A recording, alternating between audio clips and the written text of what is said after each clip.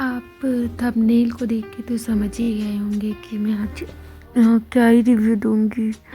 तो गाइज़ मैंने मीशो से एक बॉटल मंगवाया था, तो ग्लास वाली जो ऑन सेल था 230 में का था, बाकी ये लेस करके 197 के करीब पड़ा था। मुझे और ऑफ मिला था अगर आप UPI के थ्रू पे करते हैं। तो अगर आपको अच्छा लगे तो आप जाके बाय कर सकते हो मीशो पे। And thank you guys. अगर आपको मेरी और वीडियो जैसे और अच्छी लग रही है या फिर आपको देखना है तो प्लीज़ कमेंट कर देना, फिर मैं ऐसे बनाऊँगी।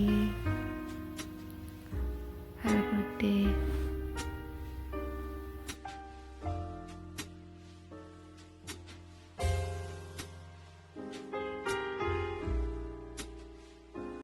These brothers my guys, know that we fly, know that they ride or die. Why they wanna move